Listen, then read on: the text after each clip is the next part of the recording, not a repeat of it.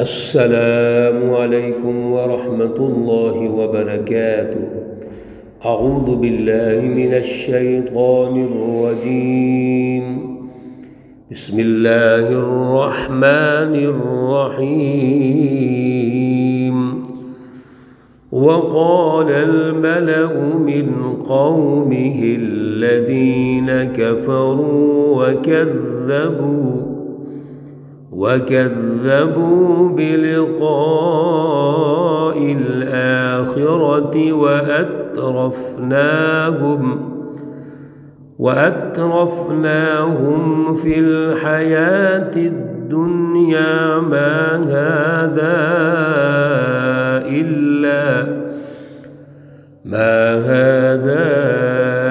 إلا بشر مثلكم يأكل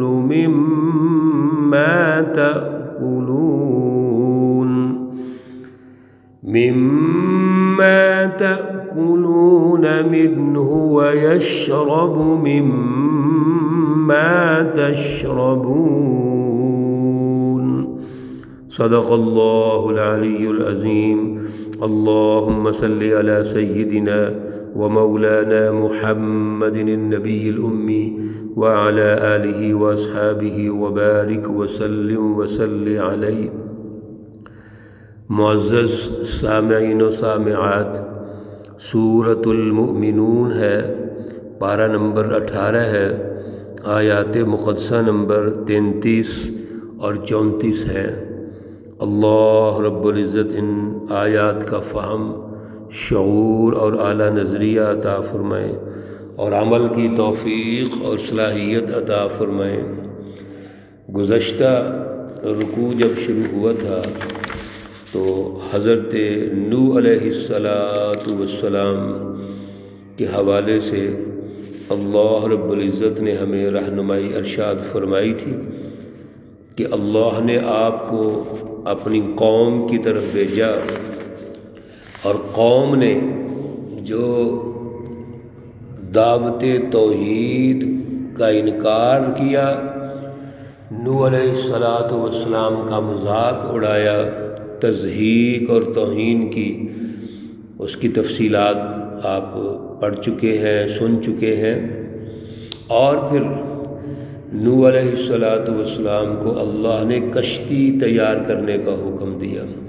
کشتی تیار ہوئی، کشتی پر اللہ نے ان کو سوار کروایا، اور پھر یہ دعا بھی بتائی کہ اب آپ کشتی سے اترنے کی بھی دعا کریں کہ ہمیں اللہ ایسی جگہ پر اتارے جو بابرکت ہو، یعنی اب آنے والی زندگی میں ہم اس جگہ سے فائدہ اٹھائیں، اس میں برکت ہو اور انسانیت کی مینجمنٹ ہو۔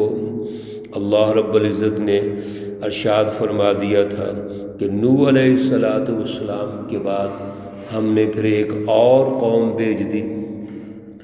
حضرت صالح علیہ السلام کو قوم سمود کی طرف بھیجا، اور حضرت ہود علیہ السلام کو قوم عاد کی طرف بھیجا۔ اب تمام انبیاء علیہ السلام کی جو دعوت ہے، فکر ہے، اعلیٰ نظریہ ہے، وہ ایک ہی ہے، اور وہ ہے فلسفہ توحید۔ اب فلسفہ توحید کی جو رٹ ہے سب سے پہلے خیالات پر ہوتی ہے، نظریات پہ ہوتی ہے۔ چنانچہ آج کی آیت مقدسہ میں بھی اللہ رب العزت اسی کی رہنمائی ارشاد فرما رہے ہیں۔ وقال الملأ من قومه الذين كفروا، اور کہا سرداروں نے آپ کی قوم میں سے، کیا کہا؟ سب سے پہلے تو اللہ نے یہ بتا دیا کہ الذین کفروا، انہوں نے انکار کر دیا، اس دعوت توحید کا انکار کر دیا جو نبی پیش کر رہے ہیں، اللہ کی طرف سے رہنمائی دے رہے ہیں۔ اور کوئی بھی دور جب بھی آیا ہے، وہاں کے حکمرانوں نے، اشرافیہ نے، سرداروں نے انکار کیوں کیا؟ وجہ کیا تھی؟ وجہ یہ تھی کہ وہ یہ بات سمجھتے تھے کہ اگر اس دعوت توحید کو ہم مان لیتے ہیں تو پھر ہماری سرداری، ہماری چودراہٹ اور ہمارا جو ایک مافیا سسٹم ہے یہ ختم ہو جائے گا، پھر تو اللہ کی بالادستی ماننی پڑے گی، تسلیم کرنی پڑے گی۔ اس لیے سب سے پہلے تو کفروا، انہوں نے انکار کر دیا، وَكَذَّبُوا بِلِقَاءِ الْآخِرَةِ، دوسرے نمبر پر انہوں نے اللہ سے ملاقات کو جھٹلا دیا، یعنی عقیدہ آخرت کا انکار کر دیا۔ یہ انکار بھی کیوں ہوتا ہے؟ اس میں انسان کے اندر احتساب کے لیے اپنے آپ کو پیش نہیں کرنا چاہتا۔ عقیدہ آخرت کا تعلق احتساب کے ساتھ ہے، جزا و سزا کے ساتھ ہے، کہ ہر آنے والے دن میں ہماری جو جد و جہد ہے، محنت ہے، یا تو اس کا ہمیں اجر ملے گا، اور اگر غلط ہے تو اس کی سزا ملے گی۔ بد اعمالیوں کا بھی نتیجہ ہوتا ہے اور وہ سزا کی شکل میں ہے، اچھے اعمال و کردار کا نتیجہ ہوتا ہے جزا کی شکل میں۔ تو یہ اللہ سے ملاقات کا بھی انکار کرتے ہیں۔ تیسری ان کی ایک خرابی بیان ہوئی، وَأَتْرَفْنَاهُمْ فِي الْحَيَاةِ الدُّنْيَا، وہ دنیا کی زندگی میں خوشحال تھے، آرام سے زندگی بسر کر رہے تھے، بڑی آئیڈیل اور خوبصورت زندگی تھی ان کی، اور اسی اطراف کی وجہ سے، مترف ہونے کی وجہ سے، خوشحالی کی وجہ سے ان کے اندر تکبر آ چکا تھا۔ تو تین خرابیاں ہوتی ہیں کسی بھی اس سوسائٹی کی جو پستی میں ہوتی ہے، ظلم میں ہوتی ہے۔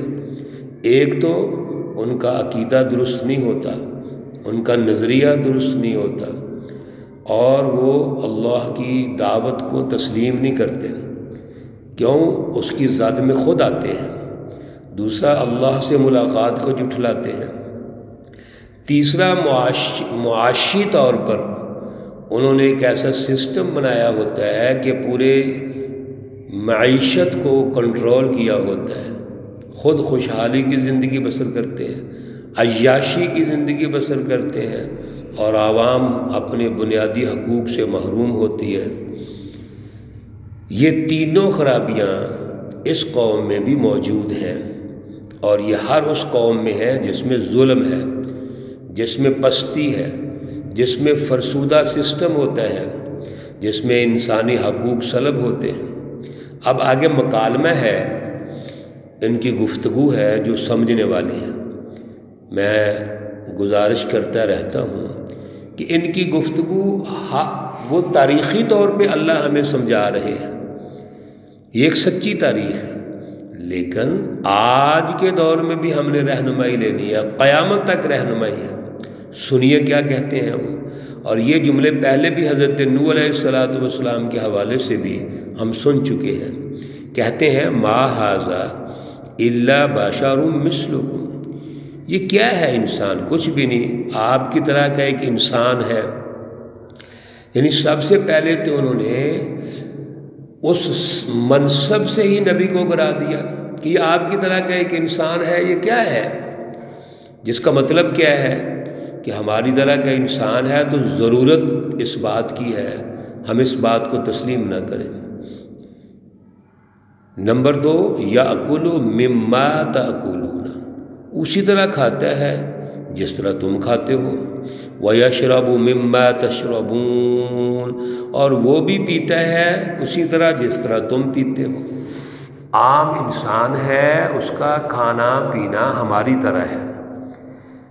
تو اگر اللہ کا یہ نبی ہوتا تو کوئی فرشتہ ہوتا یا کوئی انوکھی مخلوق ہوتی، اور جبکہ پیچھے بھی ہم گزارش کر چکے ہیں کہ اللہ کا جو طریقہ کار ہے وہ اسی قوم میں سے اللہ نبیوں کو بھیجتے ہیں، جتنے بھی اللہ کے نبی تشریف لائے اسی قوم سے تشریف لائے۔ وَلَئِنْ أَطَعْتُمْ بَشَرًا مِثْلَكُمْ، اور اگر ہم اطاعت کرتے ہیں اپنے جیسے انسان کی ہی، تو إِنَّكُمْ إِذًا لَخَاسِرُونَ، بے شک تم تو گھاٹا پانے والوں میں سے ہو جائیں گے۔ اگر ہم نے پیروی کرنی ہے اور اپنے جیسے انسان ہی کی پیروی کرنی ہے تو پھر فیوچر کیا ہے، مستقبل کیا ہے؟ ہونا تو یوں چاہیے کہ یہ سرمایے میں ہم سے بہت اونچا ہو، معاشی اور معاشرتی سٹیٹس کے اعتبار سے بہت اونچا ہو، کوئی بڑا سردار ہو، کوئی تاریخی اعتبار سے اس کو تسلیم کیا جائے۔ ہم سے یہ اٹھا ہے، ہمارے اندر سے اٹھا ہے، ہم جیسا ہے، ہم جیسا کھاتا پیتا ہے اور اس کی ہم اطاعت کر رہے ہیں۔ گویا یہ ان کے جتنے بھی دلائل ہیں صرف تضحیک امیز دلائل ہیں، پریشان کرنے والے ہیں اور رسوا کرنے والے ہیں۔ مقصد ان کا ہٹ درمی اور ضد ہے۔ انشاءاللہ العزیز یہ گفتگو ان کی جاری ہے، اگلے درس میں مکمل کریں گے۔ اللہ رب العزت ہمیں اعلیٰ شعور اور اعلیٰ نظریہ عطا فرمائے۔ ہم نے کل جو دعا سیکھی، ایک تو رواں جو عشرہ مبارک ہے، پہلا عشرہ، اس کی سیکھ رہے ہیں رب اغفر وارحم وانت خیر الراحمین، اور اس کے ساتھ عرض کیا تھا بڑی جامع دعا ہے، دنیا اور آخرت کی بھلائیوں کی دعا ہے۔ یہ ہم ہر روز، ہر وقت، ہر نماز میں پڑھنی چاہیے۔ ربنا آتنا فی الدنیا حسنہ وفی الآخرۃ حسنہ وقنا عذاب النار، سورۃ بقرہ کی ہے اور آیت نمبر 201 ہے، پارہ نمبر 2 ہے۔ اللہ رب العزت تمام مرحومین و مرحومات کو جنت الفردوس میں اعلیٰ مقام عطا فرمائے۔ اللہ رب العزت تمام بیماروں کو شفائے کاملہ عاجلہ مستمرہ عطا فرمائے۔ ربنا تقبل منا انك انت السميع العليم وتب علينا انك انت التواب الرحيم، وصلى الله تعالى على النبي الأمي محمد وعلى آله وأصحابه أجمعين برحمتك يا أرحم الراحمين۔ السلام عليكم ورحمة الله وبركاته۔